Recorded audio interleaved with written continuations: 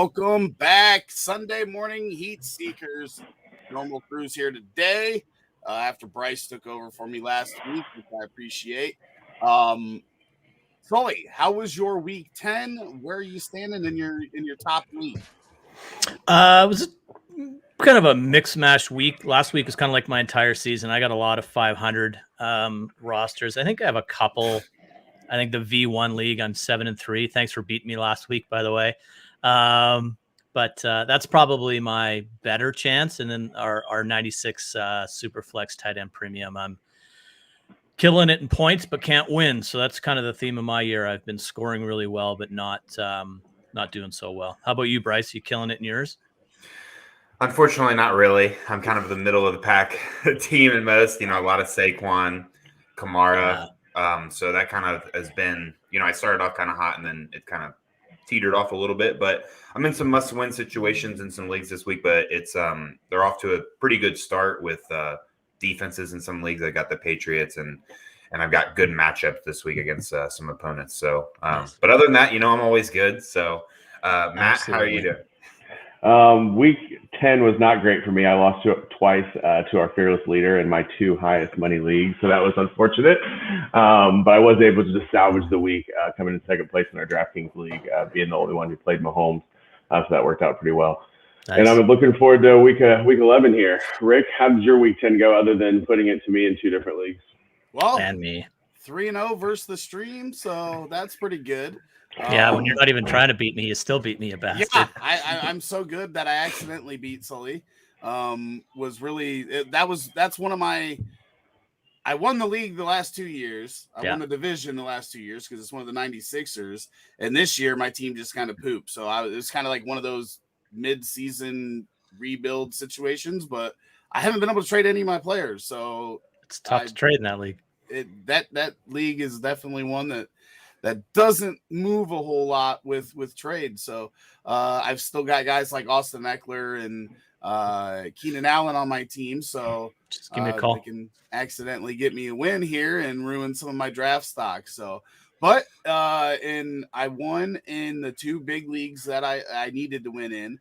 I lost in my 8-1 team lost, but I had a 2-game lead on that first seed. So that's not too bad. But other than that, everything pretty good.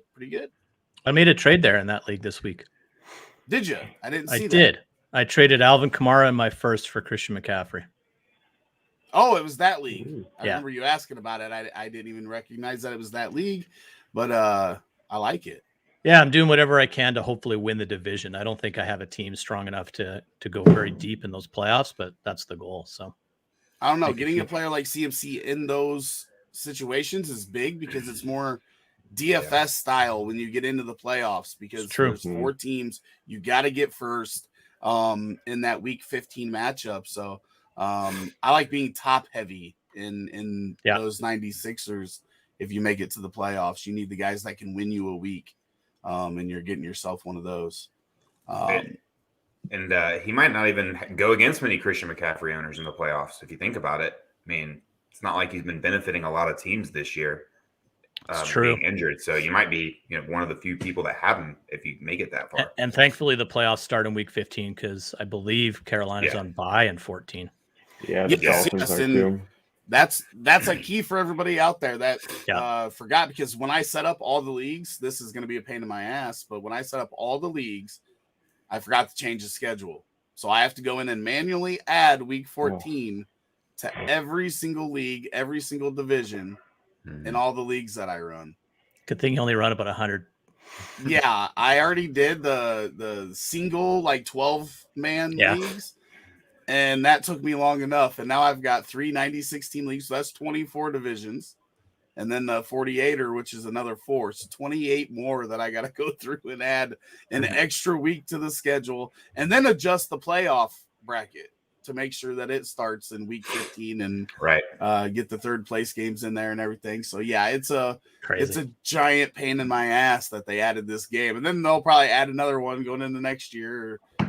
And let's keep in mind, for all the people that play in these leagues that he's referring to, this man does not take a cut for this. So if you win money, tip him. That's all. Oh, I should have tipped you last year. Sorry. Maybe I'll get you I'm this a year. firm believer that you tip the commissioner, especially if it's a league I like appreciate that, but that's not why I'm doing it. Screw that it's guy. a lot of fun, and sometimes it's a headache, but that's my fault, right? That's my fault that I didn't pay enough attention to the schedule and the additional week and everything like that. So that's nobody else's fault. I could have had it automatically do it at the beginning of the season if I would have set it up right. So Peter in here saying, good morning, gentlemen. I got a start sick question, half-point PPR. Am I starting Jamal Agnew or Jeff Wilson? Bryce, where are you going to go with this? This is a good one. I thought we'd get some Jeff Wilson questions, and I do think he easily takes over the lead back there. But Jamal Agnew's just been pretty consistent. With it being half-point PPR, I really do like Jeff Wilson this week. I'm just going to stick with my guns here. I think he takes over the role. I think he gets 15-plus touches. I don't see Trey Sermon being very, very involved other than a true handcuff. I'm going to lean Jeff Wilson this week. Sully, what do you think? I'm with you. I really like the role that Agnew's carved out for himself in that Jaguars offense. He seems to be their go-to guy. He's what I think they envisioned Travis Etienne being at the beginning of the year. And then when he went down, I think he's what they envisioned Laviska Shenault to be. And he's just that gadget kind of heavily involved. I do like Jeff Wilson this week. I read a really interesting stat, though, that Jacksonville between the 20s is the second stingiest run defense next to New Orleans this season, which blew my mind. So they must be giving up a ton of touchdowns. But I think Debo operates out of that backfield a lot today. So I like Jeff Wilson. I'll go Jeff Wilson here, but I don't think he's a home run, like 20 fantasy point kind of guy. Matt, what do you think? Yeah, I agree with everything you just said. I don't know that Jeff Wilson is a lock for 15 to 20 carries, but I think with the extra opportunity this week, I could see him in that 10 to 15 range, and I will go him over Agnew here. And I do think Wilson will probably be the most asked about person we get all morning. Right? Agree. Yeah, for me, this comes down to, do you need the big explosion week out of this player? Because I do believe that Jamal Agnew has a much higher ceiling. Basically, he's being used like Debo on the other side. Now, he's not Debo, so he's not going to perform as well as Debo, but he is very capable of the long play, the long touchdown. So if I needed a big week out of this spot in my lineup, I would go with Agnew. And then safe play would be Wilson, I think, because he is going to get touches, I would assume. I say that we've seen this how many times this year where we believe somebody's a lock and then they get like 3 touches on the week and we're like, what the hell just happened? Yeah, totally. Bench 1, Bateman, Thielen, McLaurin, Higgins. This guy's got really good wide receivers. Bryce, which one are you benching? I'm definitely not benching McLaurin. I'm not benching Higgins. I think it's got to be Bateman for me. I just like the other 3 guys right now.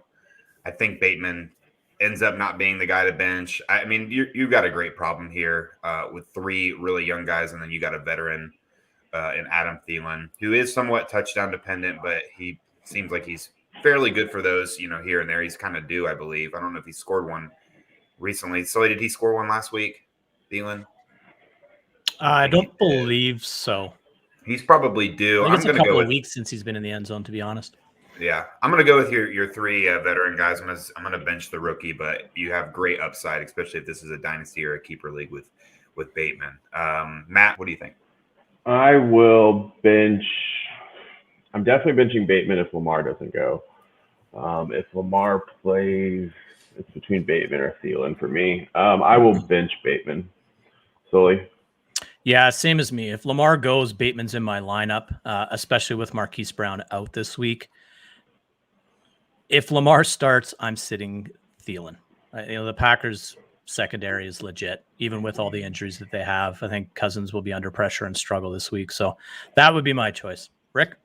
Thielen did not score in week – I just lost it. Week 4 and 5, and then he scored 6, 7, 8, and then last week he didn't score. He has scored in all but 3 games.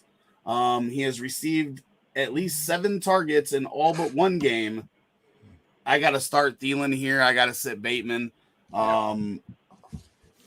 The week before, week 8, looked rough because he only had 2 receptions for 6 yards, but he got in the end zone, Thielen, that is. But, every other week it's 5 for 65, 6 for 78, 11 for 126. So I'm playing Thielen there, and then there's no way I'm sitting McLaurin and Higgins myself. You don't consider sitting McLaurin at all? No, it's just the talent they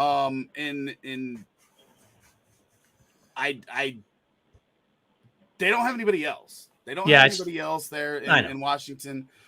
He's going to get the targets. We know he's uber talented. He's another guy that can get it for you on one play. Like that's how good he is.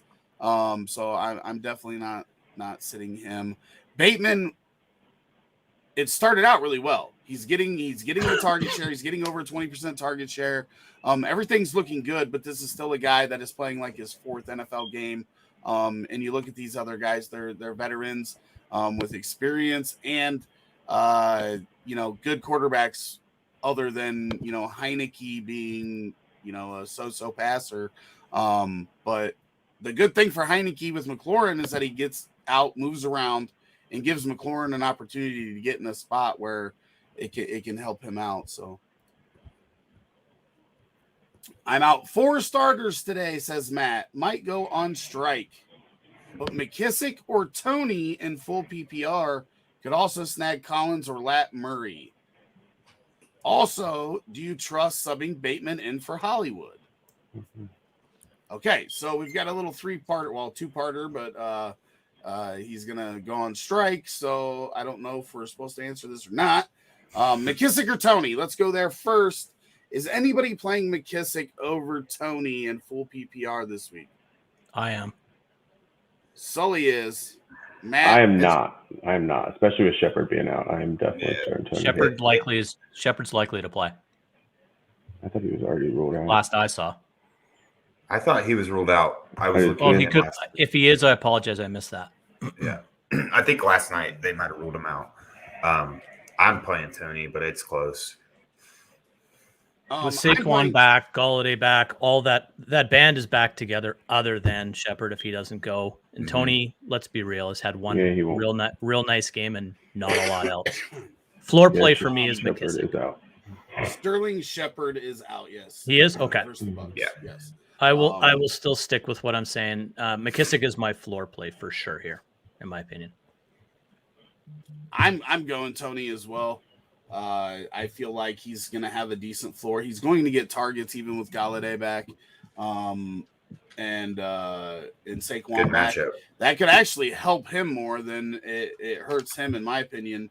But my thing is that he's another guy that's kind of used like Debo, and has that after the catch ability to take one to the house. So Washington really, for McKissick, like he is game script dependent. So I have to feel strongly that they're going to be in either a neutral or pass heavy game script for me. And then it doesn't have, like the last time that I thought he was in a really good spot, they were down, but they didn't even use him that much. So he's such a tough player. Well, he's good. They should just use him every freaking week. I don't know why they don't. Well, last week was supposed to be a smash, right? They played Tampa Bay, and then they control Tampa Bay the entire game, and Antonio Gibson goes off. It's just such a weird what game. is going on? Yeah. The NFL has made 0 sense recently. Yeah.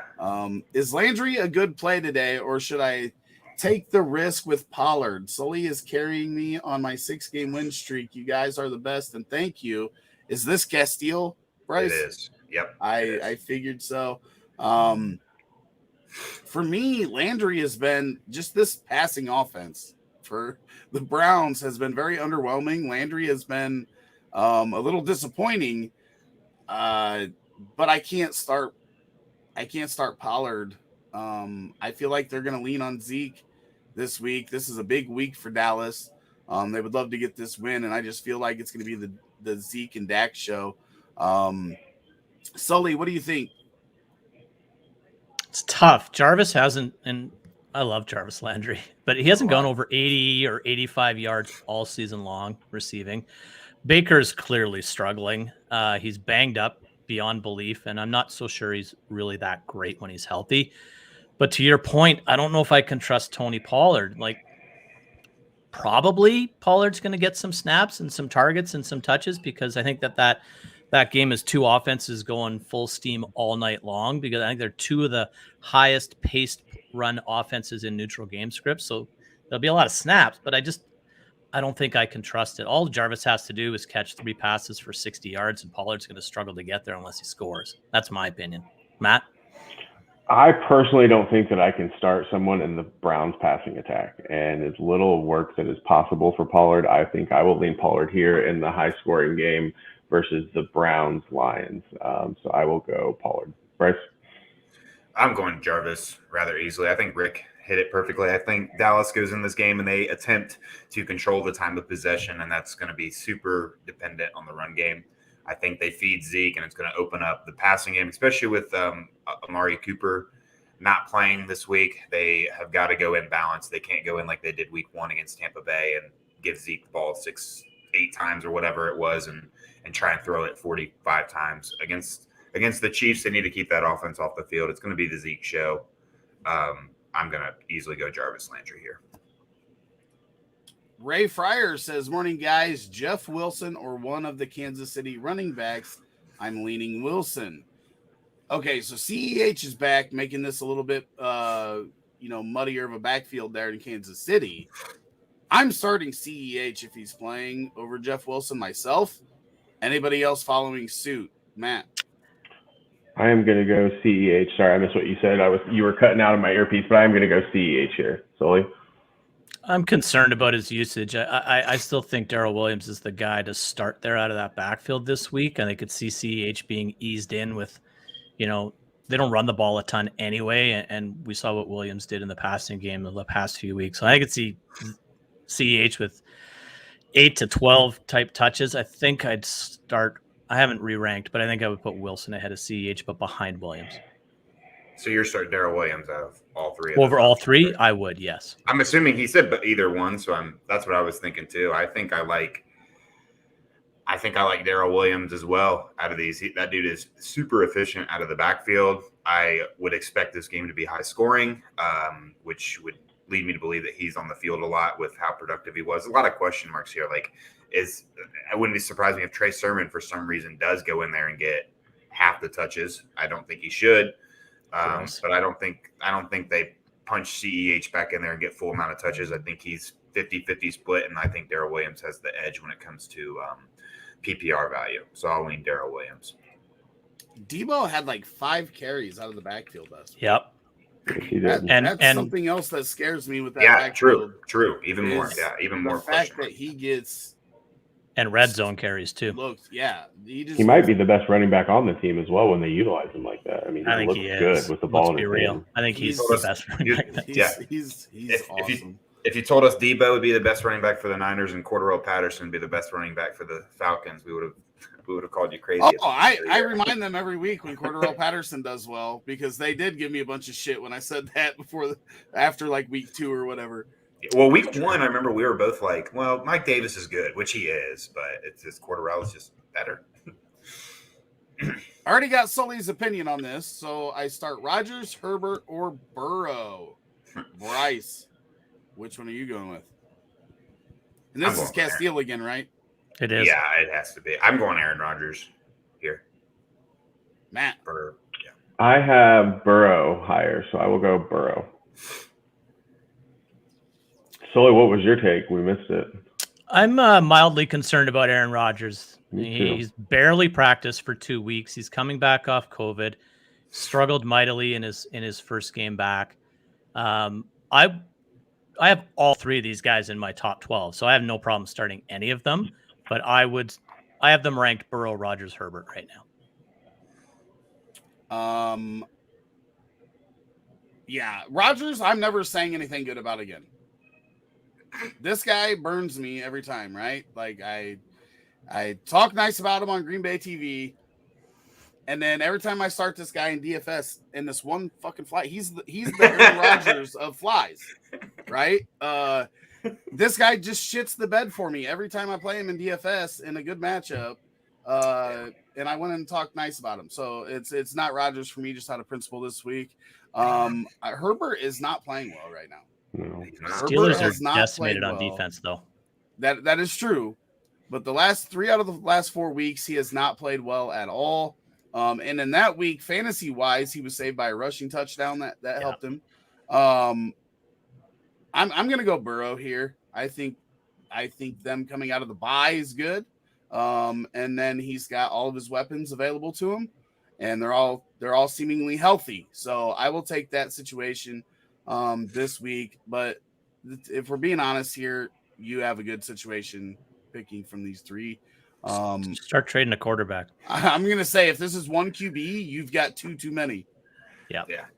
Because you're gonna have this shit issue every week from here on out. You're gonna be pulling your hair out. See if you can get some good for them. Steel Nation says, "Morning guys, love the stream. Brady or Allen is his first question. Is anybody starting Brady over Josh Allen?" No. Nope. I figured that one would be unanimous. So we're going Josh Allen for your first question. Number 2, full PPR, start 3. Pittman Jr., Lamb, Hill, Mike Williams. So we've got 4 there. We're sitting one of them. I'm sitting Mike Williams, and it's fairly easy out of these 4. Anybody else are sitting somebody else other than Mike Williams? No. Nope. No, but I would consider Pittman this week against Buffalo. They are brutal. But yeah, it's Williams for me.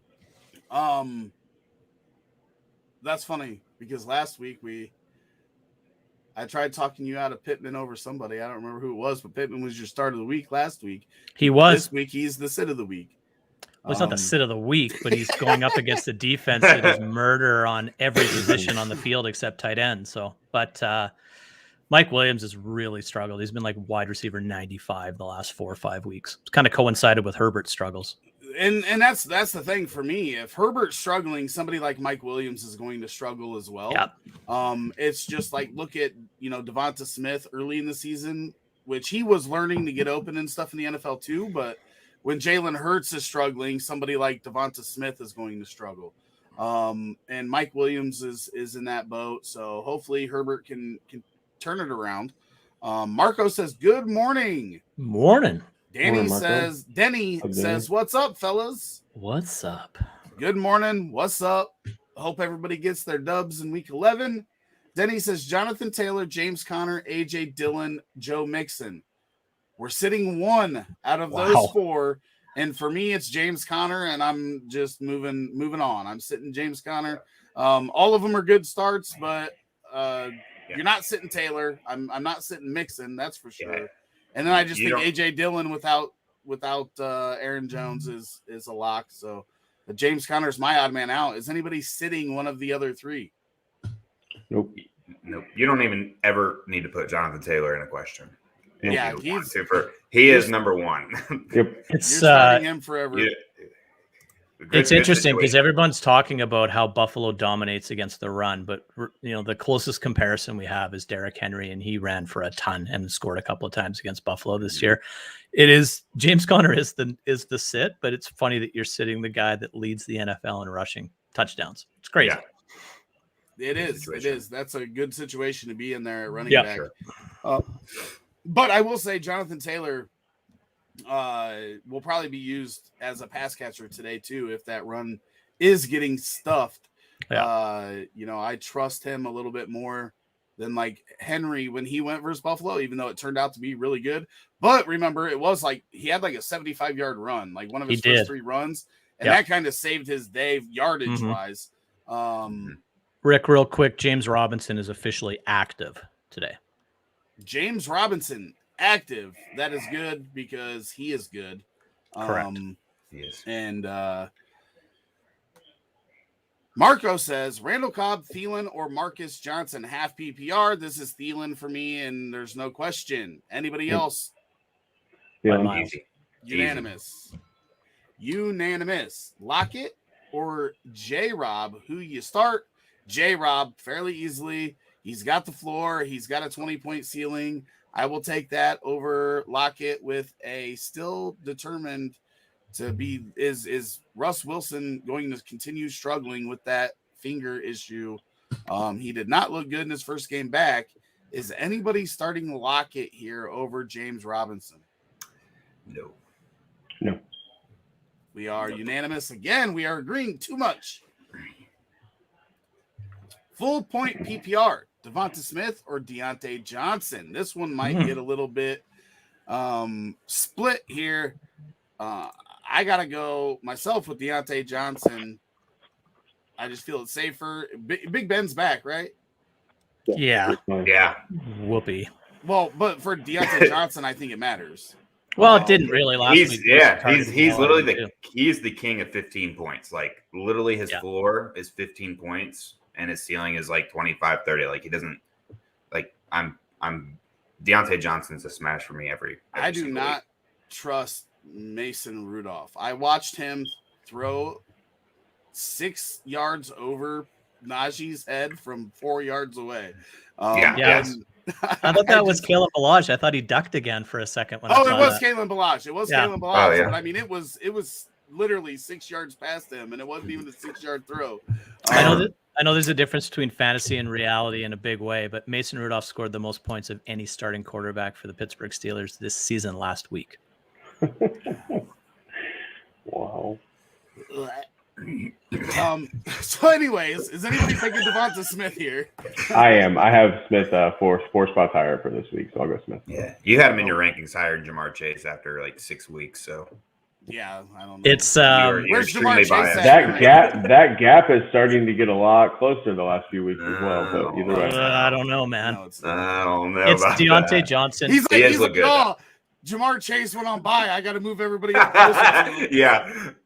Devontae Smith is good though. He is very good. He is playing a lot better the last like 4 games than he was early in the season. Absolutely. And he is getting open way more, which was my only concern early in the season is he wasn't getting open as much.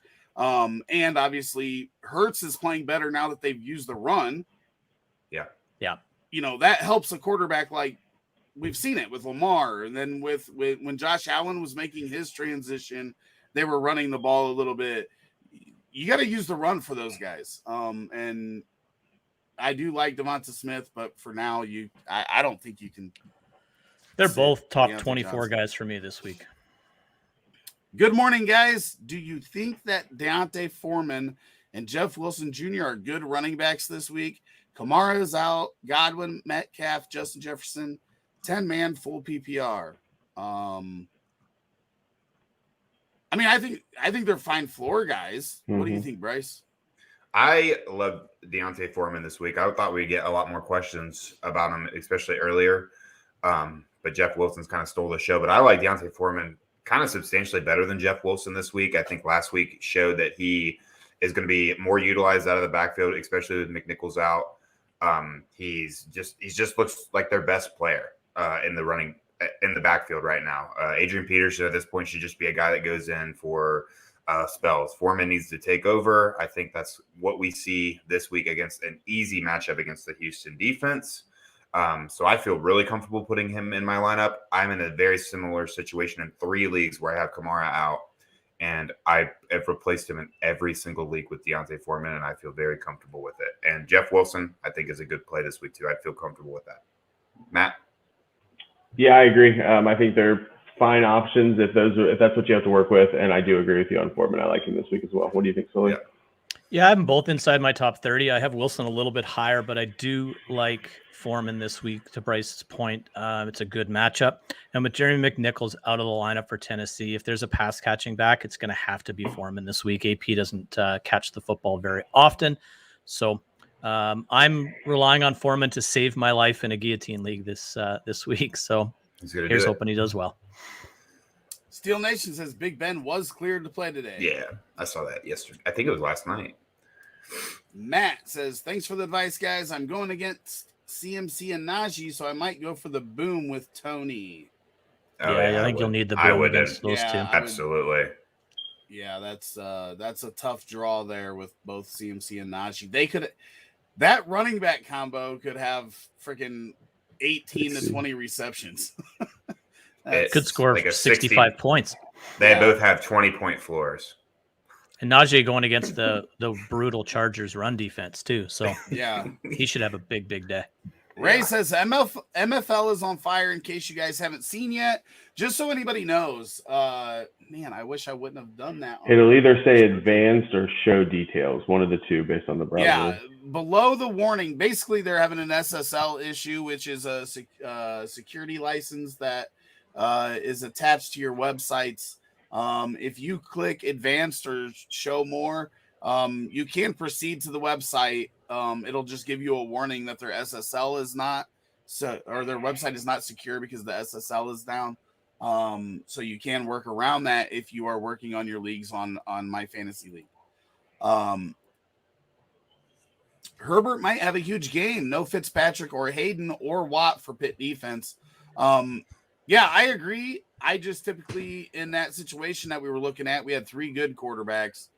I'm going to go with somebody that I believe is playing better in that situation.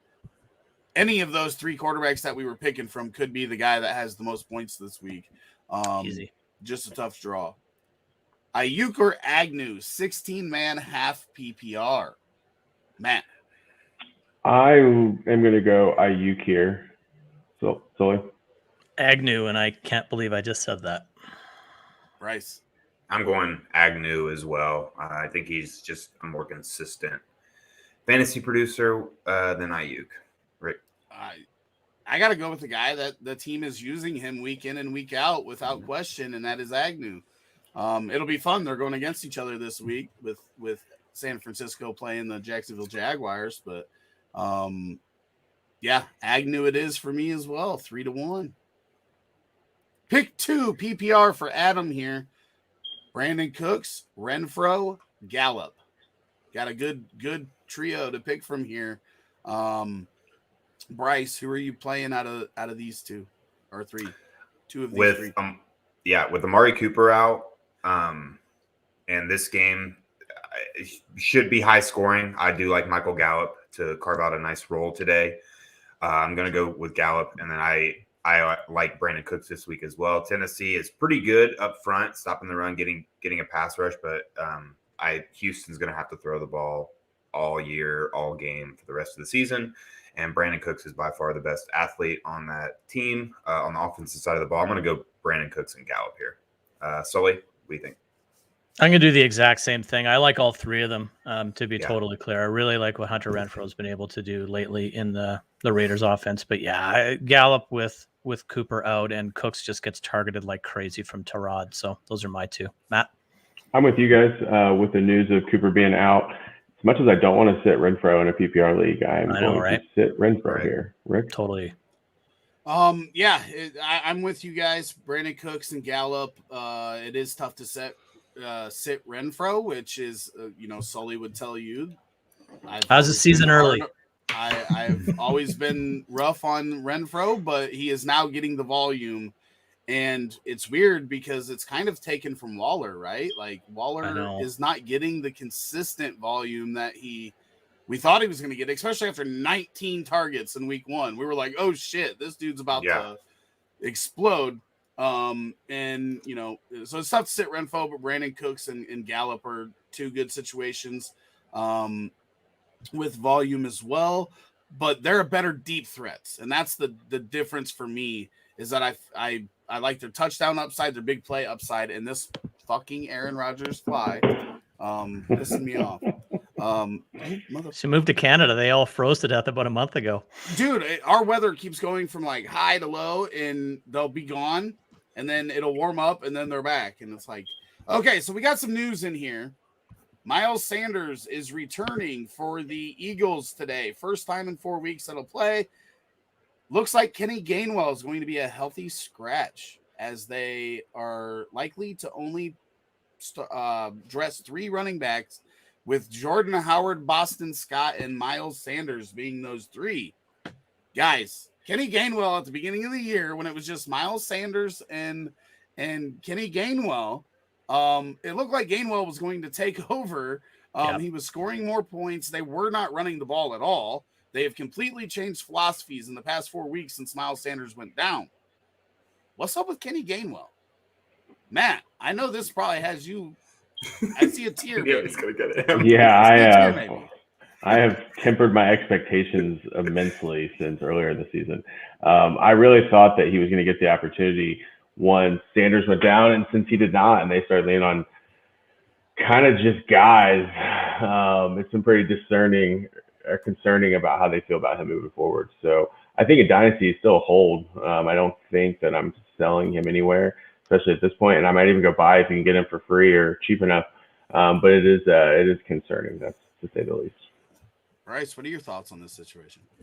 I didn't really follow Kenny Gainwell or really anybody in that backfield too much this year, so I really don't have any thoughts or concerns or anything. I don't own him anywhere. I thought Miles Sanders was very good, even coming into this year. I thought he's always been pretty good, but it just hasn't got the opportunity. That offense was struggling last year, so I didn't think anybody was taking this job. But it seems like the backups, Howard and Boston Scott, both stepped up pretty well in his absence. So them making the roster or with Gainwell being a scratch doesn't really come to a surprise for me. Sully? Struggle with this one. I really liked Kenneth Gainwell when I watched all the film on him this offseason. He's dynamic and he can do a lot of things. He's a little undersized, so I can understand why he's not getting a whole lot of carries. That said, when you go into a game like today with Boston Scott and Jordan Howard, you basically have the same running back in one. And then Miles Sanders is obviously their best back, but I don't know how healthy he is and how much of a workload he's going to take on. We were all a few weeks ago talking about Miles Sanders was our answer to every question. And then they started that game against the Raiders and Sanders was doing everything and then he got hurt. So I'm not overly concerned about Kenneth Gainwell. I can see both Boston Scott and Jordan Howard being gone next season and it just being back to those two again. So probably not very good for the rest of this season, but long-term, I'm not super concerned. The one thing to remember about Boston Scott is even if he gets no action as a running back, he is a very good special teams player. That is what he has done for the majority of his career. Outside of that, he's done well with the opportunities that he's got as a running back. I do think he's a little bit different than Jordan Howard because Boston Scott can catch out of the backfield. Jordan Howard's never really been good in that sense, but yeah, for Kenny Gainwell, it's not good to be in week 11 of a rookie season and being a healthy scratch when you don't play for the Patriots. So it's a little worrisome for me for Gainwell long term, but it's weird because he's looked well when he's been active and on the field and used, but there might be something else. Maybe it's just pass pro, right? Maybe it's just rookie pass pro that he's not doing well with, that they don't feel comfortable with. And, maybe improves on that going into next year, but just a little bit of news there. Nicholas says George Kittle, Tyler Lockett, T. Higgins. So we're picking one. Kittle, Lockett, T. Higgins. I'm playing Higgins. Bryce. I agree. It was between Higgins and Kittle for me. Yep. If it's tight end premium, it could be a little bit closer, but I'm still going to go with T. Higgins. Matt? I'm going to go – I love Higgins. I'm going to go Kittle here, though. Sully. I don't think Higgins has scored since week 2, and he's due for some positive touchdown regression, in my opinion. So I'm going to go Higgins here slightly over Kittle. Lockett is distant third. Is Jordan Howard a play today with Sanders coming off of IR for the Eagles? There's no way. Jordan Howard may he may vulture a touchdown. He's good in the red zone. And actually, the 30-pound lighter Howard actually looked pretty decent in his opportunities when Sanders was out. But Sanders is the running back to start here. I'm not starting any other running back from the Eagles. Does anybody feel different about that? I don't think he'd be the play even if Sanders was in. So enlighten them of who they play this week. They play the Saints, right? Is that correct? Yes. Yeah, they're giving Eagles, up 2.7 yards per carry to the running back position this season. It's disgusting. But he's their goal line guy. So all he has to do is get in the end zone and he's a flex, right? Yep. So, but I thought he was banged up towards their end of their last one. Like, I don't know if he's 100% himself. So I would feel if he wasn't, then they would have Gainwell active, which that's not official yet. That's a good point. That's not official yet. That was just in the announcement of Sanders coming back, and it said that it looked like Kenny Gainwell will be the odd man out. So it's not official that he is inactive, but typically those sleeper notifications are pretty dead on there. Brady or Jackson from the All-Star Gamer. Also, full PPR. Barkley, Dillon, Ingram, Wilson, Pittman, Deontay. We need to pick 3 out of those. So first off, quarterback, Brady or Jackson. If Jackson is active, is anybody sitting him for Tom Brady? What's the injury question mark? I didn't even know he was sick until this morning. He's sick, is what they say. But he traveled. He traveled with him. Yeah, it's not COVID, they said, but he is sick, is what they say. I'll go Brady just because he's such a safe option. I mean, if Jackson doesn't play or is under the weather for half the game and just isn't himself, I'll go Brady here. Sully? If Lamar's on the field, I'm starting him for sure. Same here. Okay, so the full PPR part was Barkley, Dillon, Ingram, Wilson, Pittman, and Deontay. So I feel like we can just take Wilson out of this equation, right? Nobody's going to start Wilson in this group, right? Right. Right. Barkley, Dillon, Ingram, Pittman, and Deontay. We got to sit 2 of these. For me, Ingram is the first one out of that group I'm sitting. Does everybody feel right sitting Ingram? I don't know. Without for Kamara, me, I don't know. Yeah, for me, I'm sitting Ingram. Yeah, I'm playing Barkley, Dillon, and Pittman, and Barkley, Dillon. I'm sorry, Barkley, Dillon, and Deontay. And that's who I'm going with. Yeah, those. I am also going with Deontay just because of Pittman's matchup. I think that you can chalk those 2 up to who's got the worst matchup, and Pittman's got the worst. So I'm going to go Johnson. I have Ingram ranked higher than Saquon, so I can't do that. And this is tough. But you can, because you can change your rankings live right now. I could, but Saquon is coming back off of a lengthy absence, and he is facing Tampa Bay, who have given up like 433 yards on the ground all season long. But Saquon does stay relevant because of his ability to catch the football, because that's how you beat that defense. That said, with Kamara out, Ingram's been like a 20-touch guy, and he's produced. So it's Dillon, Ingram, and Deontay for me. Sully, do you think that Ingram continues to get that work, or Tony Jones gets more involved? Tony Jones. I don't know why Tony Jones would. Tony Jones didn't do much before he went down, and he's been on IR for a long time. So is he going to get touches? Yeah, but is he going to control the touches? I don't think so. Tony Jones was also active when Kamara was active. Yeah, not Ingram. A big difference between Ingram and Kamara, in my opinion. In production, but not in touches. If you look at the way Peyton runs his offense, he usually has that split, regardless of who's in his backfield. That's my point. So Tony Jones coming back could take carries from Ingram that he can't take from Kamara. But that's my point, is that Peyton's going to split his backfield regardless of the names back there. He's going to have a primary and a secondary. But he hasn't this year. Well, he hasn't had the secondary. There hasn't been a whole lot of health in that backfield. Right, but early on, though, in the season, obviously Kamara out-touched Jones, which he should. But I believe that Ingram will quite handsomely today as well. Yeah, if Barkley's ever active, I'm putting him in there until he's dead, which I get that, but that's not going to call this season. Might be in the first quarter, yeah.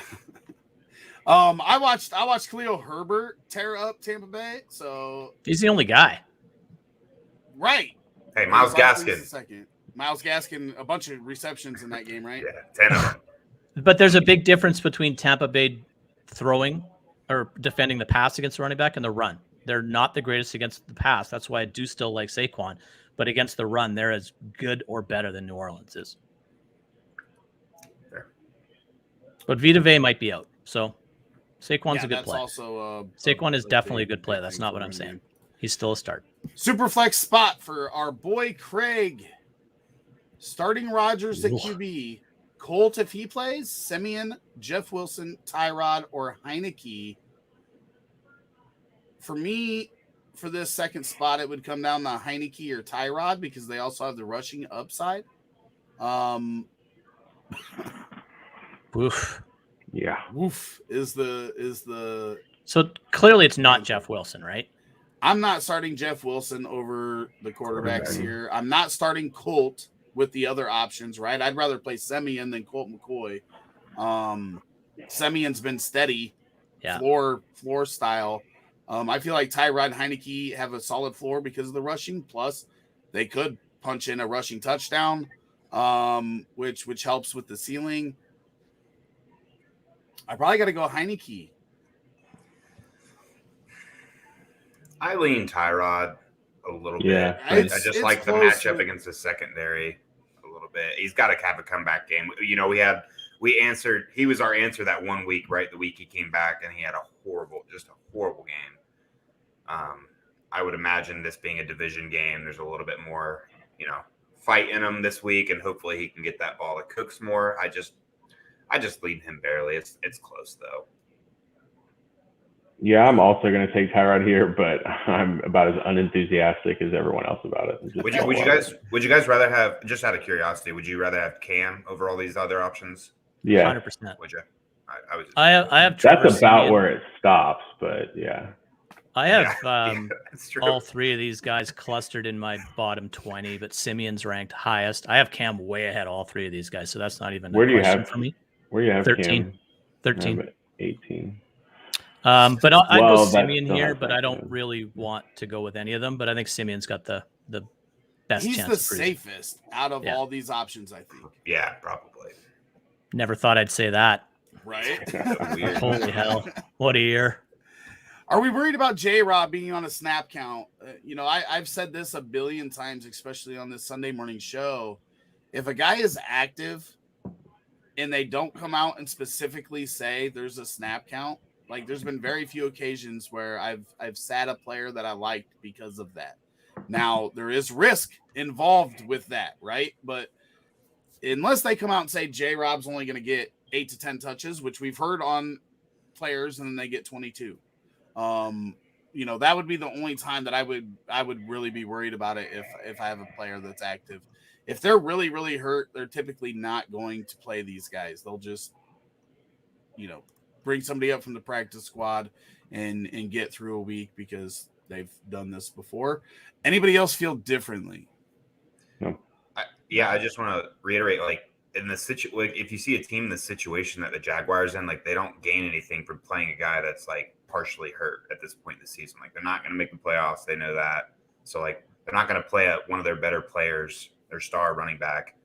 And if he's not, at least I would say 85%. So I think he's going to be fine.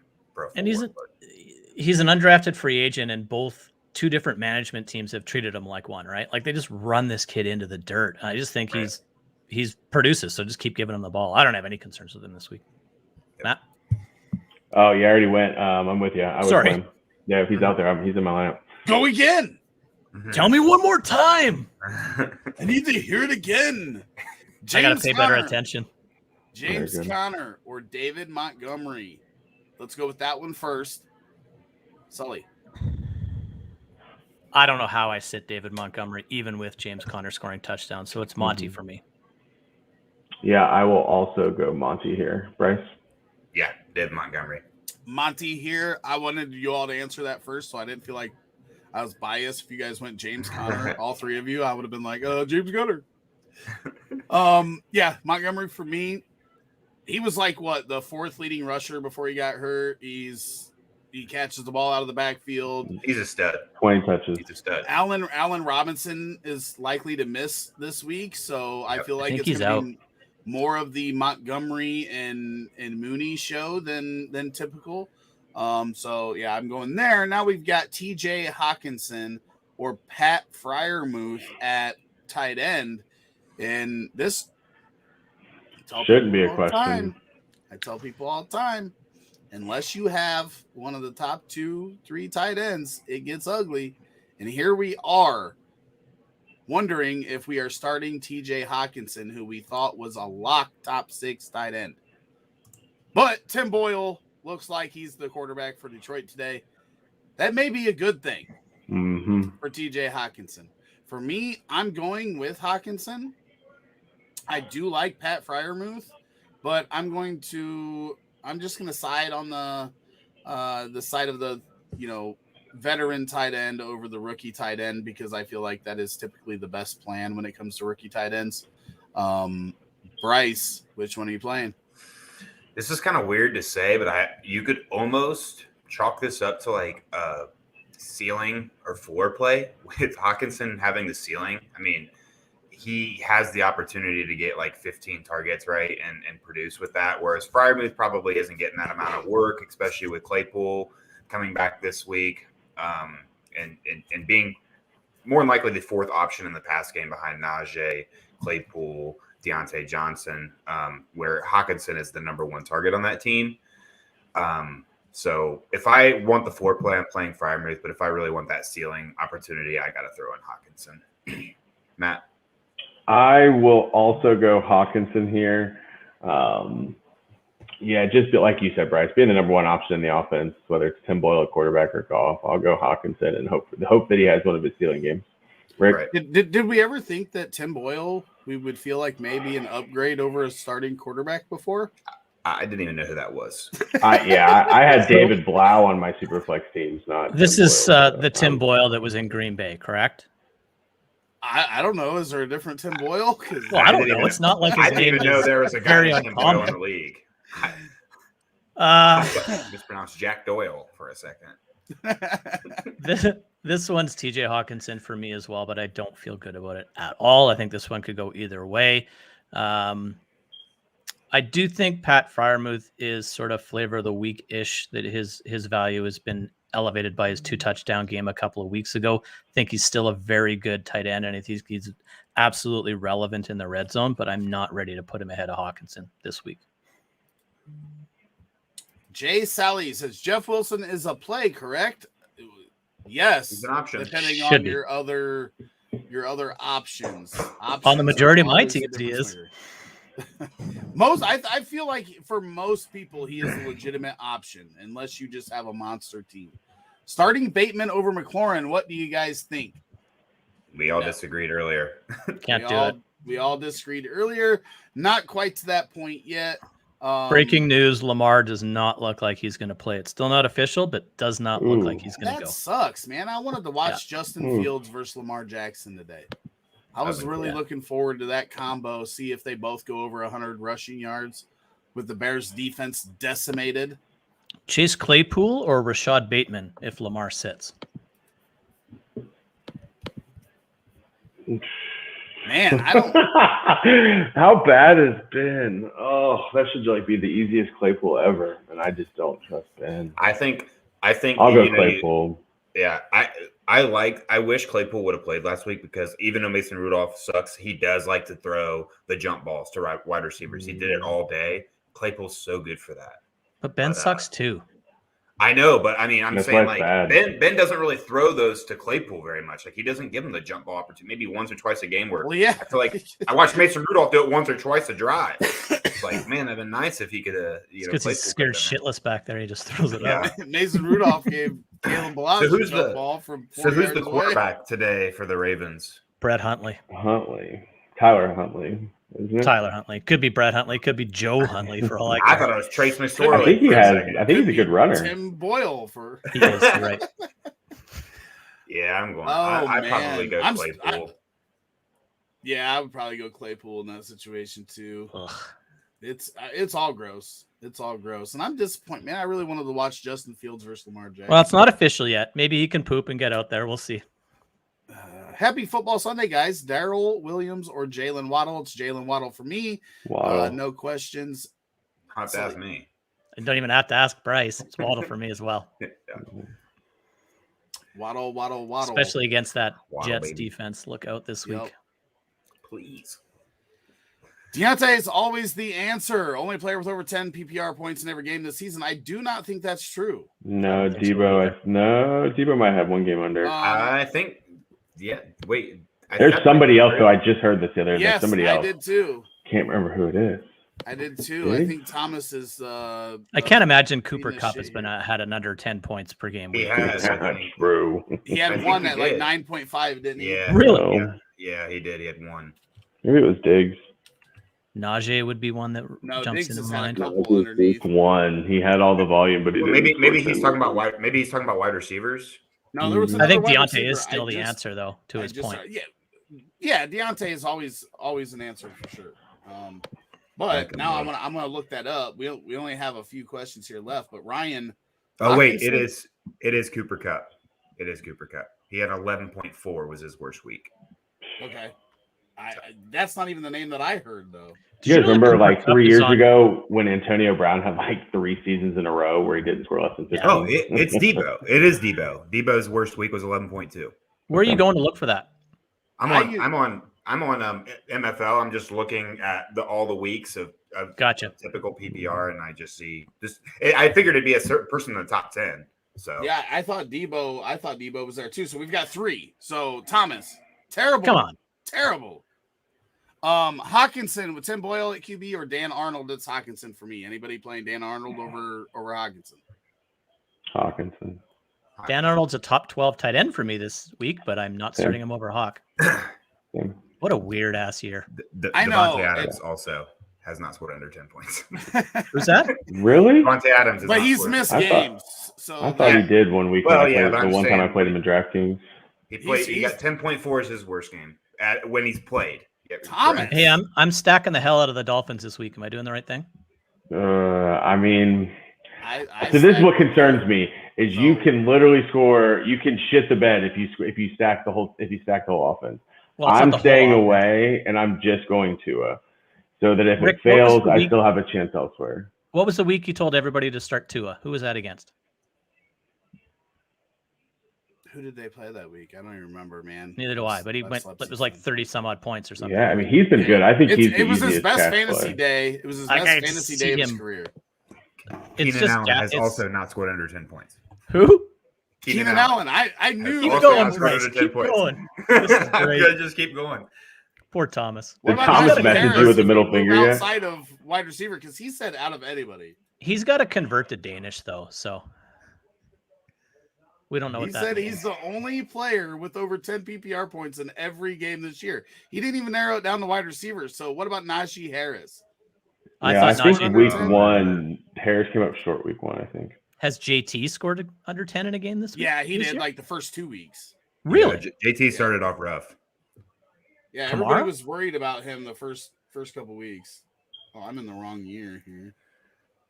I don't think Dalvin's had a game under 10. Yes, he did. Also, I think he did because Rick jinxed him. Rick jinxed Dalvin Cook the week he said something about it. He hates my Vikings. No. I was talking about Dalvin Cook and James Robinson being the only 2 running backs that did that the entire season last year. Lamar Jackson. You said like since then to like Dalvin still hasn't done it in the week that you said it. Like he scored. Well, yeah, I know, but I wasn't saying like. I wasn't. Yeah, no. I wasn't shitting on Dalvin Cook. I was talking about how good he had been, and then I. I was saying you like jinxed him, like how those commentators go. This field goal kicker has never missed one, and that happens all the time. Lamar's officially out. Lamar is out, and this is what Thomas was saying before. Pick one, half PPR: Devonta Smith, Michael Pittman Jr., Jaylen Waddle, or DJ Moore. Pick one. God. Who the hell else do you have? Wow, that's crazy. No, that's not I mean, Pittman's a little down this week. DJ Moore's been down for a month now. It's good, but we've seen a lot better. I would take Waddle here personally. I guess I could see how you could easily draft all these dudes in a redraft. Oh, yeah. I have DJ Moore at 30 this week at receiver. Is that crazy? Or I have him at 20. I don't think 30 is crazy, but I think Cam's good for DJ Moore. Is it? I don't know. Really? You do? I think I think he's so inaccurate. I think Cam's good for the 2 tight ends there. That's about it. I have DJ, Devontae, and Pittman all back to back in my rankings. Right now, Pittman's the lowest. So that's who I would. But I'm only picking one of this. You're only picking one of the 5. Yeah, I'm picking Waddle. I Waddle at 12. I thought I was going to get made fun of because I was like, I'm probably going Waddle just based on matchup for Pitt. The answer is usually Pittman Jr., but the matchup makes me a little bit nervous. Smith has been somewhat consistent, but I want to see it another week. I'm probably going Waddle for matchup reasons. Bryce gets paid by the Waddle. So Yeah. he's doing well. It was between Waddle and Moore for me. Well, it's between Devonta Smith and Waddle for me. Waddle versus Smith? I'll take Smith. Okay, so Bryce, I had Van Jefferson last week. Who the hell was I going up against? You beat me. I had I won one. Yes. What? I had a bet with Matt. I had Marvin Jones Jr. and he scored like 5.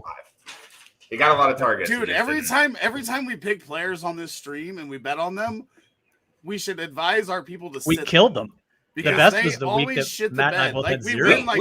We went like 5.5 to 4.7 or some shit. Rick and I had one good one. It was like Robert Woods got like 16.9 and Waddle got like 15 or 16 or 15.8 or something. Like it was within. Unlike Matt and I, when I had KJ Osborne and he had whoever else. Robbie Anderson. Robbie Anderson. Yeah. The old brothers. We did Sutton and somebody, and it was like 5.1 to 4.2 or something. Like they've been bad. I think we're tied, Rick, but not 5 down. I'm below 5 against Sully. I'm going Devonta Smith just to make that clear. I believe that's Casey Myers. I have Waddle ranked highest. Do I flex Jeff Wilson over Godwin or McLaurin? Nope. Godwin. I went a little early there, but even standard now. Start one PPR Renfro, Gallup or Thielen. I feel like this is just like the one we had earlier, isn't it? A little bit. I don't think Gallup was in there. Yeah, I have Gallup. It's Gallup and it's either Gallup or Thielen here for most of us because I think we all chose Gallup over Renfro in a 3-parter earlier. Yeah, I think Thielen is the different piece that was in that one. Thielen for me, but it's very close. Yeah, I'm starting Thielen. Yeah, I have Gallup here. It's close, but it is close. 3-1 Thielen to Gallup, but it is close between all three of them. Renfro, I think, is the safest bet out of here. And the Bengals D has been a little bit stinky the last couple of times out too. So I think that could be a high scoring game. I don't think Renfro is the safest of that group, though. I think he's the least safe. I mean, the other guys are maybe Gallup with all the different weapons in that offense, but it's not quite as safe as Renfro. But Thielen's opportunities is pretty consistent. I mean, we've seen the other options in this Dallas offense, just wide receivers in general, not be safe because of the way that offense can go and turn on the run. And we've seen that Kansas City can be shut down, unlike they have been in past years. So the shootout that everybody believes is going to happen here in this game kind of reminds me of the Chargers Dallas shootout everybody expected earlier in this season that didn't happen. So Renfro is going to get targets because there's only a couple other guys in that offense to get targets. Gallup's going to face, for what it's worth, Gallup's going to face Kansas City's top corner. Lamb will run out of the slot. I think Dalton Schultz gets a lift in this one. I like Michael Gallup this week, but I don't think he's overly safe. I don't think he's overly safe. Well, no. Lamar's officially inactive. Cedric Wilson's an option too. Way to be 15 minutes late on that, Bryce. Well, I thought he said it wasn't official. Yeah, and then he came back and he said it is official. Oh no. Pay attention, Bryce. Sorry. He's too busy saying Waddle. Waddle. I'm up here looking at this terrible Dawson DFS Knox to lineup. Dallas Goedert. Dallas Goedert just got paid. I'm going with Dallas Goedert if he's on the field. Dawson Knox has done well, but it feels like Stephon Diggs is getting his mojo back. Sully, who you starting out of these two? It's Goddard for me as well. Not by a lot, but it is. I will also go Goddard. Bryce? Yep. Goddard. 4 for 4? Absolutely. Thomas says, I believe the Tua thing was against the Jaguars. I don't know. What Tua thing? The game he was really good against. Oh, yeah, it was. It was in London. And they lost. Was it? I thought it was in Miami, the game I'm thinking of. I can tell you in just a second. I'll beat you both. I doubt it. He had a good game in London, though. That was when Waddle went nuts. And Waddle. 2 touchdowns. Waddle. Yeah, 2 touchdowns. He put up 28 points in week 7. Who was he playing? Game log. Week 7 was Atlanta. That's the game that I called. That's the game in Miami that I was That's thinking his about. best fantasy game of his career. Life. 28.5, 32 of 40 for 291. Also, shout out to the Red Hat guy. He was the only one who told me to start A.J. Brown over Jaylen Waddle when he had his first breakout game. Good job, Red Hat guy. The man with the big red hat. Red Hat guy. A.J. Brown's by far the better talent, in my opinion, but it was just he was struggling for so long, and it's like we didn't know when he was going to turn that around. I called the breakout, just like I called the Tua breakout. Good job, Red Hat. Just like I called Kerryon Johnson breaking the 100-yard rushing streak for Detroit within 3 games, and then he died and no longer is around. Cousins or Wilson? I gotta go Cousins here until we see Wilson come back from that finger industry. I don't know, injury. The finger industry. Finger injury. Is anybody starting Russell Wilson over Cousins right now? Yes. No. The Vikings fan. That is way too hard on the Vikings. Yeah. Typically he is, but Kirk Cousins has been hot trash the last couple of weeks. And Russell Wilson, I believe, should never been on the field last week. This week, I think he'll be better. So wait. What makes you feel that he's so much more ready this week than he was last week? I don't know, man. You have to take a look at. Here's the way I really look at this: is obviously Russell Wilson had that finger ailment that held him up. But look what the Packers have done recently, and that's who Kirk Cousins faces today. They shut down in the last 3 weeks Patrick Mahomes, Kyler Murray, and there's one other that I can't remember. They have been lights out against the opposing quarterback the last 3 weeks. That's my major concern. I think Russell Wilson can do enough to score more fantasy points than Kirk Cousins this week. Fair enough. Did we all go? Everybody else has. We all. The rest of us went Cousins. Okay. CB says, would you guys drop Mitchell or Higgins to pick up a defense this week? I had to drop 2 players, one my defense, to pick up 2 running backs for this week. Lost Kamara, Patterson, Henderson on a bye. I'm in second place. So do you not have? I'm taking the loss. Yeah, I'm not dropping one of those guys. I would rather just not play a defense and save my guys. Yeah. Being in second place, I'm assuming it's top 4 or top 6 to get into the playoffs, depending on if you're in a 10 or 12 teamer. And I want those guys. I do not want to give those guys to one of my opponents. Are you able to put Kamara on IR and pick up a defense for the week? That's something I would look into. If you have an IR slot. I'm assuming that. How long is Kamara out? You just have to be careful. When did Kamara go on IR? He's not. No, I'm saying in fantasy, if a player's ruled out, a lot of times they can go on the IR in your fantasy. I thought he was on. The only thing I'd be worried about here is if your format or your host platform, whatever I'm trying to say, forces you to fill that defensive spot, and if that's the case, you have to drop Mitchell, which is I would just take the L for the week. I think Mitchell is more important to you for the rest of the season than getting a win if you're in second place. So if it forces you to set a lineup, just don't set a lineup, is what you're saying.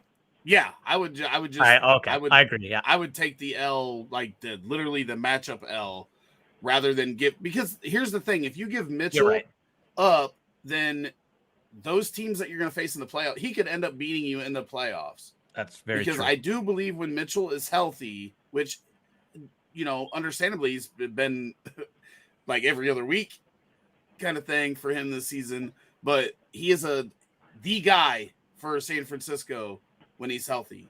And then obviously I wouldn't want to give Higgins up either. I definitely understand if somebody feels different about that, but personally, I would just take the L rather than give one of those guys away. But I guess, yep, that's how I feel. Mitchell and Hasty officially ruled out, but I don't know what to believe when it comes to what Thomas says. Yeah. Because there's how only many points a game if those guys have? There's only like 18 receivers that have scored 10 points every week. Poor Thomas. Jeez. Emmanuel Sanders, Mooney, or Christian Kirk this week. For me, it's Mooney without question. Allen Robinson out. Mooney was already the number one. They don't have to force feed Allen Robinson. I'm taking Mooney. Anybody picking one of the other two? Yeah, I'm taking Emmanuel Sanders. No, he's been too boom bust for me lately. Allen Robinson likely out. I do like Christian Kirk. I like Christian Kirk second here. Mooney's my second favorite pass catcher in that Bears offense this week behind Komet, but I still like Mooney out of these three. It definitely goes Mooney, Kirk with Hopkins out, and then Sanders. Yeah, I agree. We are caught up on the questions. So if you have any more, throw them in the chat. What a week, right? We've got Amari Cooper out. We have DeAndre Hopkins out. We have Lamar Jackson out. We have bye weeks. We have everything, and we just can't get a healthy week of NFL fantasy football. What player, Matt, this week are you looking forward to seeing the most, whether it's somebody that the person in front of them is out or they're coming back from injury or whatnot? Which player are you looking forward to the most this week? There's quite a few with a lot of different opportunities this week. I don't know that I have any that I'm so much more looking forward to watching than others. One thing that's intriguing to me, that's an intriguing dilemma I'm running into, I also am playing Tua on Draftkings this week, and I kind of have been thinking about pairing him with Albert Wilson. But I can't figure out why he got a lot more volume last week than he was playing a lot more last week than he has been in the past, and I'm not sure why or if that continues this week, but he's 3,100, so he's probably the most intriguing player for me just since he got a little bit of a bump and they had that great matchup with the Jets. Bryce, is there anybody that jumps out at you, or what do you think? Do you guys have any intellect as to why Albert Wilson was on the field so much more last week versus the past weeks before? No, I was just going to say I think it's because the ineffectiveness of Preston Williams and some of the other guys that have filled in for Parker and the other receivers that have been hurt because they've had a lot of injuries at the wide receiver position. Obviously, Will Fuller played like one game, hurt a finger, and his obituary came out like 6 weeks ago or something. And I think it's just they've been trying to find out who that next guy is with those guys out. And I think that's where, with nobody taking over that spot convincingly, Albert Wilson can do a lot of stuff. Like, he's a talent that I've always liked. He's had problems staying on the field. And then obviously Miami went out and they got as many options as they could in that passing game to help Tua. So he kind of got buried there for a little while, but I don't know that it's something that's going to continue to happen because it's just never consistently happened for Albert Wilson. And I don't know that that's going to change now. If I'm playing Tua and I'm stacking Tua, it's Jaylen, Waddle, and Mike Gesicki, and I'm not even thinking about anybody else in that offense myself. People are going to say Gesicki, he had 0 last week. He also had 8 targets. And if you would have told me that Gesicki was going to have 8 targets and score 0, I would have told you were nuts. And you would have told me I was nuts if I said it. So for me, that's where I'm at with that. Sully's back. You can always say, hey, I got to take a second, because when you do that, it pops up like this big, like, warning looking thing. I apologize. I didn't want to disrupt the real synergy and flow we had going, so I just bailed. Well, you did. Thank you. So, Bryce, I don't know if you had anything to add to that, but I didn't really watch the Dolphins game, so I didn't know exactly why, he had more targets or was more involved. But to answer the other part of the question of guys I'm looking forward to watching this week, fantasy-wise, I am, especially for Superflex, teams that I've got a chance to kind of in the middle of the road in a couple of leagues, actually, not just the Grand Prix, but Cam Newton and Deontay Foreman are guys I look forward to watching. Cam, I'm a personal fan of. I liked his energy that he brought to New England. I thought he had great leadership qualities when a lot of people thought, his character was in question. I thought he stepped up and really kind of matured. So you got to root for a guy that's that gets to go back to a place where he kind of was cast aside by old the past coaching staff or whatever because of his shoulder issues. See if he maybe can give life back to that team that started off pretty hot And then Deontay Foreman, strictly fantasy-wise, I just want to see him come back, get in there and really take over and be 50% of what Derrick Henry was, would still be pretty fantasy relevant. And then I'm really excited to see Saquon tomorrow as well. Sully, you got anybody you're looking forward to seeing this week? I don't know if looking forward is the right word, but I'm really interested in watching this Baltimore offense without Lamar. Latavius Murray is back. You would think that they're going to run the ball a lot with Khalil Mack on IR, and I believe Akeem Hicks is out today too. That was about to say Hicks is out as well, and he's your big run stopper. So I think they pound the ground there. Interesting to watch Cam go against Ron Rivera as well, which is kind of a neat little asterisk to that game. Absolutely. And Mike Gesicki last week, the most targets to a tight end without a catch since they've recorded targets. Yep. That won't happen again. I like him. Well, the thing I was looking forward to the most is out the window. Now that Lamar's out, I really wanted to watch the Fields Jackson show in that game, and especially as a Bears fan, I was really looking forward to that. Other than that, I would just love to see Fields take that next step and utilize, get some more production out of guys. Secondary pieces like Cole Kmet. We'll see what happens with these. It looks like Isaiah Coulter and Jonathan Adams are going to be the receivers that step into Robinson's role. Where's Goodwin? Goodwin?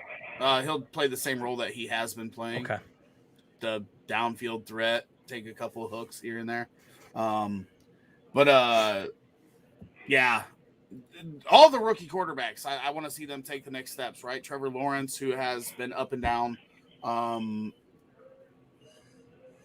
We don't have, I guess that's it, right? Because Wilson and Lance aren't playing yet. So, So it would be nice to see Trevor Lawrence take another step forward too, as well. How's Joe Flacco going to do this week?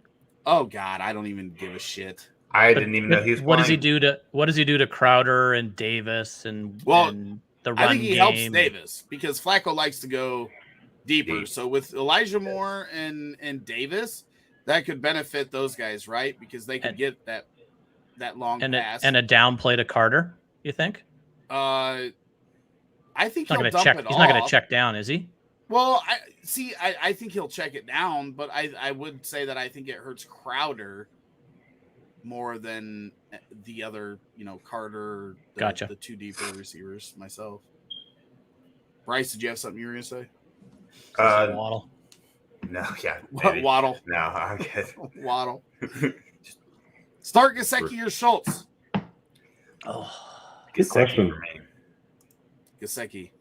Gesicki's my favorite tight end to watch in the league. It's Gesicki easy for me again. Both top 10 options for me this week, but I have Gesicki higher. Last week was an anomaly. Yeah. If he gets 8 targets this week, I can promise you he does not get 0. If he does come back, I'll send you $20 Cash App. One of you, whoever's first, just to clarify. Julio Rodriguez says Jeff Wilson, Ingram, or Gibson, Standard League. Ingram. Gibson. Ingram for me. I'm just trying to rack my brain as to what Standard would do to my rankings, but yeah, Ingram for me. Yeah.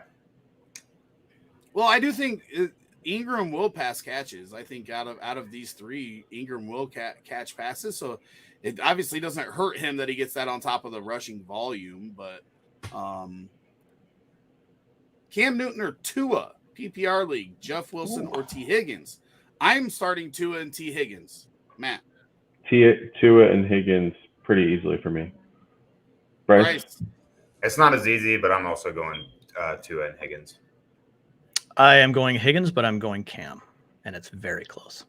Yeah, I was about to say, I was like, Cam can easily run for 2 touchdowns this week.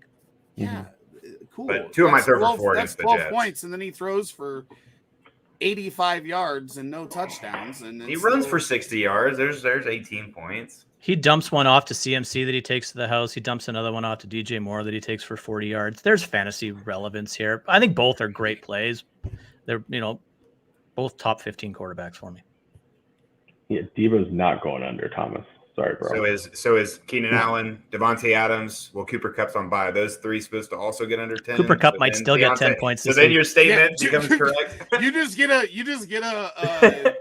10-point bonus every week, even if Cooper Kupp is on bye. He might still get 10. So yeah, the three other dudes got to do it for your statement to be correct. Bateman or Ingram now that Lamar is out? Ingram for me. I think it was going to be Ingram even if he was in. Ingram. It is Ingram, but I'm really wondering what happens. Does Baltimore just run the ball 45 times today? Yeah, Huntley might run it a lot. Huntley can move. He might get a lot of carries. What happens to Mark Andrews? What happens to Bateman? I like Andrews as the safety blanket, so I think he still has a good game. But I'm not excited about it anymore at all. He's really upset. Poor guy. Poor Red Hat. That's the Bears are not as good as the Ravens, so we were probably going to get our ass beat. So I really don't want wins, right? I want all the draft capital, the little bit that we've got, to be better than it will be. Lamar has really upset Red Hat guy. He has. Plus, I have a league that I have him in where a win would be nice. And yeah, I'm starting Baker now. Tough. We're starting a positional skill position player now because. Good. I need you to lose in that league. Yeah, we also have My Matt team's Stafford. falling apart. We also have Matt Stafford on bye, so it's just Tannehill and then a bunch of poo-poo. I have a super flex league this week where I'm starting Trey Lance. I have super flex leagues where I'm probably starting Tyler Huntley. Actually, I should go pick him up. I have some bad rosters. Half PPR, pick 1 wide receiver, 2 flex. Cooks, Bateman, Pittman, Wilson, J-Rob, Miles Sanders, Michael Carter. I am starting Cooks. I am starting J-Rob for sure. Anybody not starting those two? I agree with those two. Yeah, J-Rob, I still like Pittman a lot, but the matchup makes me lean Cooks as well. Mm-hmm. My last one is Michael Carter. I have him ranked one spot behind James Robinson. So that's where I was thinking was Michael Carter for that. It was between Carter and Pittman for me, and I think I'll lean Carter as well. It was Carter and Sanders for me, but because of Sanders' matchup, I will lean Carter as well. So I know we talked about Sanders briefly earlier. I have a quick question for you guys. Since Gainwell's not active and no one else has really shown that third down up speed pace, like is it just going to be Sanders in that role now? I think it is Sanders. I think it was some red zone Howard. Because even before he went down, I mean, Gainwell was always inside 2 minutes and on third downs when they're trying to move quickly. So Sanders could get a nice little bump if he's the one getting that work too. It's a massively, massively small sample size. But if you watch the early portion of that Raiders game, it was all Sanders. He was getting everything. And I think that they had dedicated themselves to going that route that week. And unfortunately, he got hurt early second quarter, so we don't know what happened. I believe the second half of that Tampa Bay game, which was the game before the Raiders game. That's right. When they used Sanders and they used him like they should, because he tore up Tampa Bay in the second half of that game, both rushing and catching the ball. And then they're like, oh shit, we've not been using this guy. And then obviously he gets hurt after they go into the game doing that in the Raiders game. But yeah. So we did pick Cooks, James Robinson, and Michael Carter as our 3 starts out of these for your 1 receiver and 2 flex. Also, would you guys consider starting Michael Carter over Swift? No. Or over Justin Jefferson? No. Starting Swift Absolutely and Jefferson not. for sure. And if anybody here says otherwise, they're not on the stream anymore. Fired. So I'm not even going to ask. Yeah. Steel Nation, Fryermuth or Schultz at tight end, full PPR. Schultz.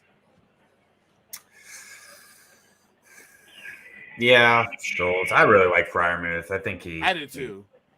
I'll go Schultz. I'm gonna go Schultz. I'll go Schultz as well. I have Schultz at 10 and Fryermuth at 12. So the answer is Schultz. But Close. like almost every other tight end, a touchdown will likely decide this one for you. Y'all got Antonio Gibson or Mike Will at flex PPR? Gibson. I'm going Mike Will here. Really, eh? I like it. I mean, what? I don't see much upside with Antonio Gibson, and Just touchdowns, right? Just 2 touchdown upside, I guess. Yeah. Because last week you take those 2 touchdowns away, it was terrible. But you don't get to take those 2 touchdowns away. Yeah. So well, right, like- but I mean, Just what like James Conner every week. right. If here's the thing, like I've said, if we think that Herbert's going to be bad the rest of the year, then we can just go ahead and write off Mike Williams. I do feel like Herbert has a better game. I don't know if it's going to be a Herbert ceiling game this week, but I feel like Mike Williams goes with Herbert, and as long as Herbert's on the upside, I think Mike Williams has 35-point upside with a good Herbert, where he has a 4-point floor with bad Herbert. I'm changing my answer. Did I sell I'm you? going Williams as well. Yes. Converted it. I just remembered that half the Steelers' defense and the most important pieces of the defense are out. So I'm going to go Williams. What the hell? Pick 2, PPR, Bateman, Gallup, Donta Foreman. I believe we're all sitting Bateman now, right? With Lamar Jackson out over these guys? Yeah. Yeah. I'm playing Even with Gallup here.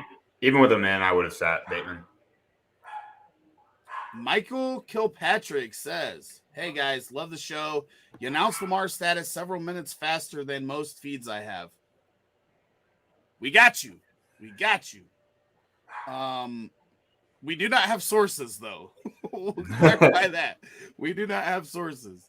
I have an open roster spot. Should I stash Ridley or Kareem Hunt? I would much rather have Ridley, but I don't know that he's going to play this year. Kareem Hunt will be back, and he will be back sooner than later.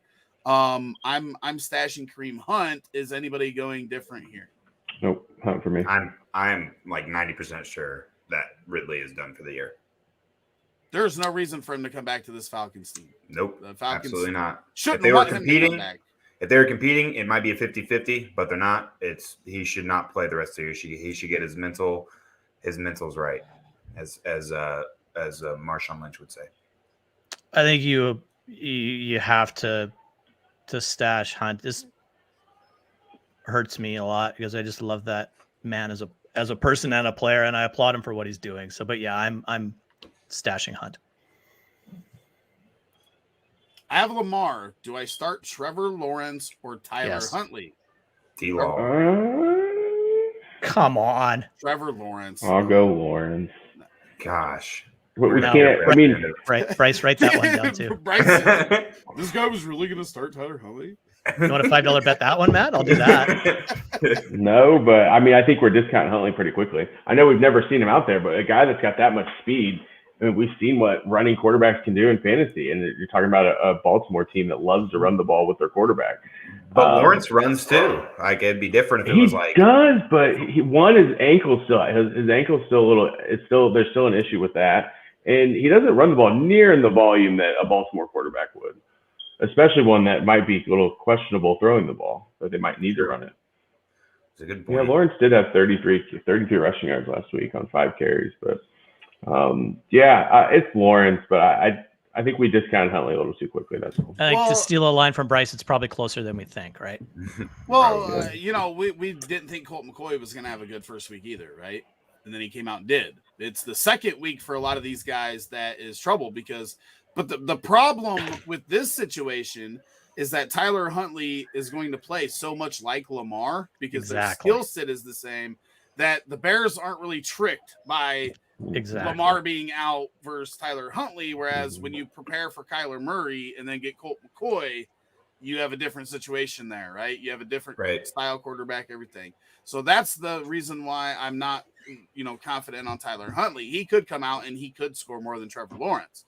That's just, the quarterback position in a nutshell, is that any of these guys, especially if Tyler Huntley rushes one in, then, they could both score 16.5 points or something. But yeah, I can't start an unknown over a player that I know is up and down, but I know what I can get out of him.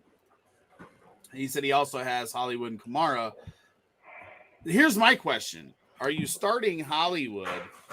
We're sitting Bateman, but Hollywood's out. Oh, he's out too? Yeah. That's why he's saying he's got all. I hated him coming into the league, so I don't have any. And now I love him. And Me too. I hate that I don't have any. I listen to Red Hat too much. The Red Hat guy gets bad. That's why I still sort of like Bateman. Am I crazy? I love Bateman. Oh, you mean today? No. This is going to be – here's the other thing, right, is that Bateman's going to get all the Jaylen Johnson. And Jaylen Johnson is the good defender in the Bears secondary. So that's a little troublesome for me. Marquise Brown probably would have drew quite a bit of him if he was playing. It would probably been like 50-50 anyway, but now I feel like Jaylen Johnson just attaches it to Bateman's hip the entire game, because you don't need to do that with Devin Duvernay or, Sammy Watkins. Is he playing? Watkins. Yeah, Sammy Watkins. Yeah, who cares? Bateman, Claypool, or McKissick? I'm just going to make this show all about me today. Wait. Say it again. Bateman, Claypool, or McKissick? Full PPR. Pick one. Bateman, Claypool, or McKissick? Claypool. Okay. That's who I have right now. I don't like it. They gave A.J. Dillon a new nickname called the Quad Father. That's pretty funny, but I hated it.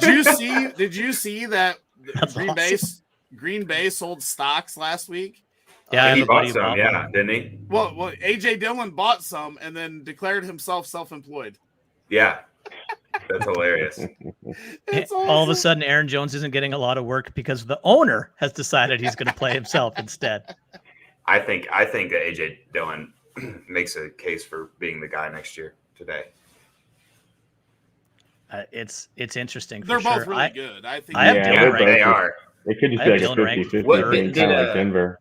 Did Aaron Jones sign a multi-year deal? 2 years. Yeah. Deal? He'll be there next year. But, I don't know if there's an out, though. I didn't look at Spot Track or Cap or anything. They might have an out to save some money, and we obviously never know what Green Bay is going to do. I think they put one in there, having A.J. Dillon, who looked pretty promising. Well, not only that, but you might lose Adams and you might lose Rodgers. So why would you not leave yourself an out with Aaron Jones for that second year?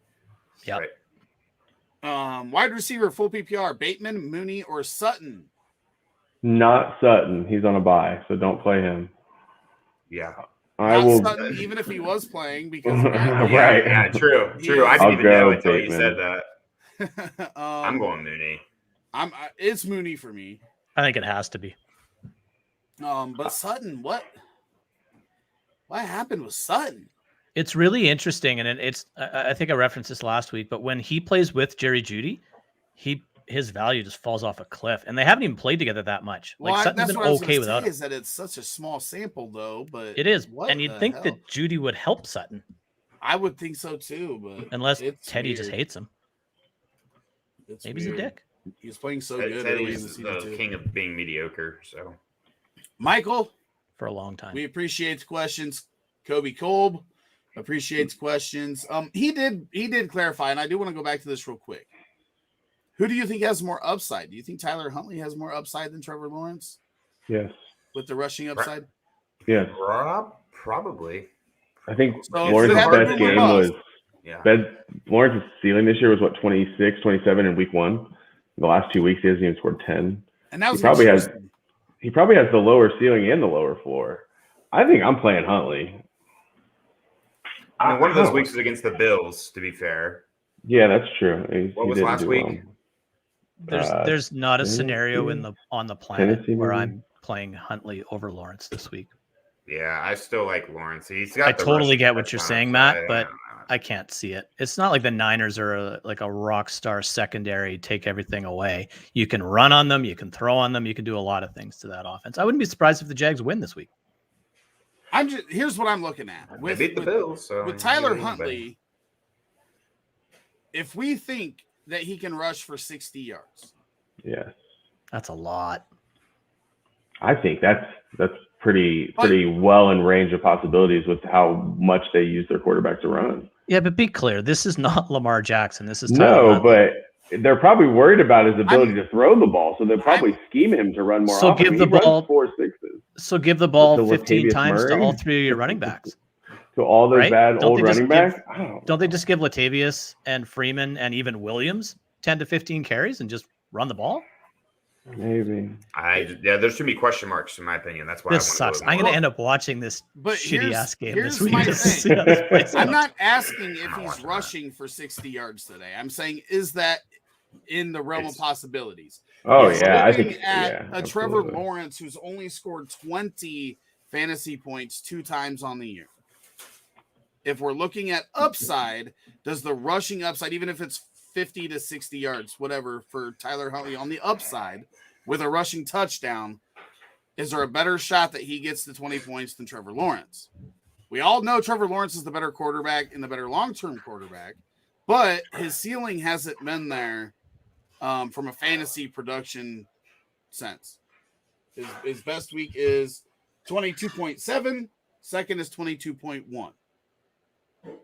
So that's kind of my point, is if we're really looking at ceiling, we're looking at like a 16-point day for Trevor Lawrence on like a median projection standpoint. The only thing I can go off of here with Tyler Huntley is when Lamar had to poop that game and Huntley came in and he didn't look too bad. So within the range of outcomes, yes. Within the range of reality, I don't think so. But if you're up against it and it's all in for just upside, I guess why the hell not? Brock says Daryl Williams or Hunter Renfrow. I'm going Hunter Renfrow. Renfrow for me. Very close for me, but I will go Williams. I just don't think Williams was CEH back. I still think CEH is their guy. Excited to see Sutton with a quality QB next year. Hopefully. A-Rob reminisce. Sounds good to me. Yeah. Get him out of the NFC North. He can go wherever. Rest of season, full PPR, Bateman or Mooney? Rest of season. Both? Yeah, Bateman, I think. I think it's easily Bateman. I don't think it's easily Bateman. I do. When you look at what he's done. I like Bateman. Bateman's on a top 12 wide receiver pace, and since he's come off of IR, Mooney's nowhere near that. So I think it's not even close. Man, I don't know. Coming with the numbers. What numbers? The numbers I just gave you, where Bateman's playing as a top 12 wide receiver? I was saying you coming in with the numbers. I can't disagree. I'm I wanted you to. I'm sorry. I'm used to being on with. I'm not Leone. Jeez. I was to say. I'm sorry. I'm used to being on with Anthony Leone. I'm instantly defensive every time I say something. No, I agree. I come in with numbers. I'm looking at something here. We're going to counter. So you put your Bears glasses on, Red Hat. No, I'm looking up. Like, what? We're talking about week 7 to 10, right? Is what we're talking about. I got a rough one. Zach Moss or Robbie Anderson. Bateman is wide receiver 40. Actually, I don't know. Week 7 through 10, averaging 11.7 points. Darnell Mooney is wide receiver 30, averaging 13 points. What is Bateman? Sorry, Bateman is 40.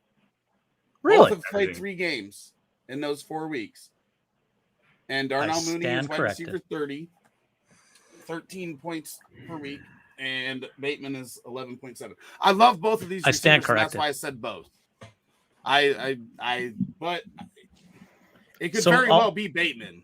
So I'll change my answer to it's Bateman, but it is close. And when I'm wrong, I'm wrong, and I'm clearly wrong there. But it's still Bateman for me. I will say so. Bateman. I'm gonna look at the game logs here.